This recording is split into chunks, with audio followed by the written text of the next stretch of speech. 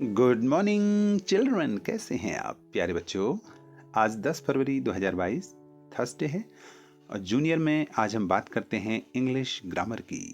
प्यारे बच्चों, English grammar में हम आपको प्रॉपर इंटोनेशन के साथ, प्रॉपर साउंड के साथ, प्रॉपर कहाँ कॉमा लगता है, कहाँ पूर्ण विराम है और कहाँ पर इंटरजेक्शन साइन है, कैसे पढ़ते हैं, रीडिंग स्किल्स डेवलपमेंट करेंगे।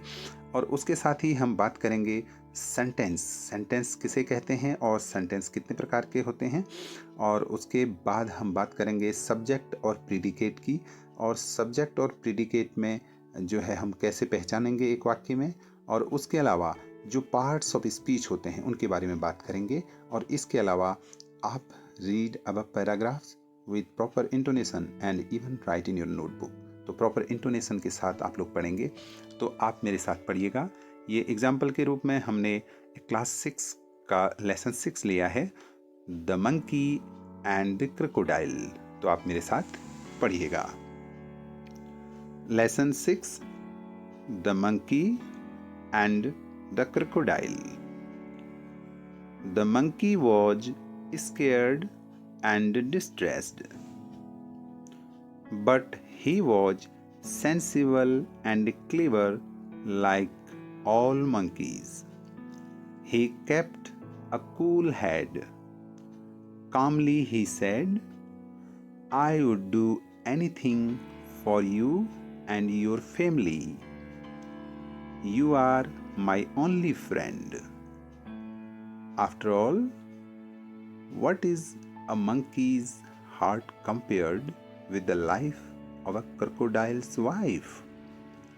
But how foolish could you be? Why didn't you tell me before? I would have brought my heart along. But where is your heart? Asked the crocodile innocently. I thought you carried it all the time. Of course not. It is there on the tree. Let's swim back at once and get it. Your wife must be waiting, replied the monkey, gaining confidence. Oh dear, what a mistake, hissed the crocodile. They laughed loudly as the crocodile took a full turn to reach the tree. तो बच्चों, आप इसको बार बार सुनेंगे और ऐसे ही पढ़ेंगे ताकि आपको प्रॉपर इंटोनेशन के साथ पढ़ना आ जाए। अब हम बात करते हैं एक्सरसाइजेस पे। How many sentences are there in the first paragraph. तो ये फर्स्ट पैराग्राफ यहाँ से यहाँ तक है, इसमें आपको कितने सेंटेंस हैं ये पता करना है। अब सेंटेंस कहाँ से होता है, देखो, the monkey was scared and distressed, यहाँ फुल स्टॉप है ना, तो यहाँ तक एक हो गया। फिर यहाँ से यहाँ तक ढूंढो, यहाँ तक फुल स्टॉप है, दो हो गए। यहाँ से यहाँ तक तीन हो गए। फिर यहाँ कॉमा है और यहाँ से यहाँ ये फैमिली तक चार हो गए। और यहाँ से यहाँ तक पाँच, यहाँ से यहाँ तक छः, यहाँ से यहाँ तक सात, और यहाँ से यहाँ तक आठ, यहाँ से यहाँ तक 9। ठीक है, तो फर्स्ट वाले पैराग्राफ में 9 सेंटेंस हैं। How many kinds of sentences are there. अब वाक्य कितने प्रकार के होते हैं बच्चों, देखो वाक्य मैं आपको बताऊं simply, there are 4 kinds of sentences. ठीक है, फर्स्ट जो होता है वो होता है डिक्लेरेटिव, या उसको असर्टिव भी कहते हैं। और दूसरा, जैसे फर्स्ट सेंटेंस है, the monkey was scared and distressed, ये है डिक्लेरेटिव सेंटेंस। अब दूसरा होता है इंट्रोगेटिव, जिसमें प्रश्न पूछा जाता है। ठीक है, जैसे यहाँ पर क्रोकोडाइल पूछ रहा है, but where is your heart.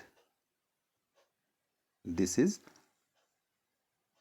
Yes interrogative sentence. Okay, एक होता है तीसरा इम्पेरेटिव। इम्पेरेटिव मीन्स जैसे come here, sit down, please, go there, इस प्रकार के इम्पेरेटिव होते हैं। और फोर्थ होता है एक्सक्लामेटरी। एक्सक्लामेटरी में जैसे ये कहता है, देखो एक्सक्लामेटरी साइन यहाँ पर है, oh dear what a mistake, this is an exclamatory sentence. Okay, Next question is, do you know about subject and predicate? In the very first sentence of this, the monkey was scared and distressed. ये देखो यहाँ subject means the monkey, जिसके बारे में बात हो रही है, ठीक है, जिसके बारे में बात हो रही है, the monkey क्या was scared and distressed. The monkey subject हो गया और was scared and distressed ये क्या हो गया, predicate हो गया.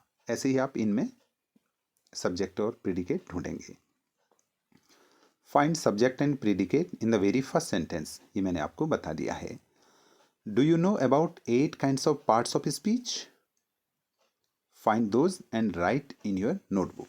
अब parts of speech क्या होते हैं बच्चों? देखो, parts of speech का मतलब है words are divided into different kinds of classes called parts of speech. अब ये कौन कौन से होते हैं? देखो, 8 जो kinds होते हैं वो होते हैं noun, adjective, pronoun, verb, adverb, preposition, conjunction and interjection. ठीक है, ये 8 kinds of speech हो गए, parts of speech. ओके, इनको अपनी कॉपी में लिखिएगा. And finally read above paragraphs with proper intonation and even write in your notebook. तो जैसे मैंने आपको ये पैराग्राफ पढ़ के सुनाया, ऐसे ही आप भी इसको पढ़िएगा और अपनी कॉपी में लिखिएगा. साथियों, अभी तक आपने अगर इस चैनल को सब्सक्राइब नहीं किया है तो प्लीज सब्सक्राइब का बटन दबाकर सब्सक्राइब करें और इसके बाद जो ये बेल आइकन है, घंटी का बटन है, इसको क्लिक करके ऑल नोटिफिकेशंस को ऑल ऑन कर दें ताकि हमारे वीडियोस तुरंत आप तक पहुंचें. तो आपका बहुत बहुत धन्यवाद.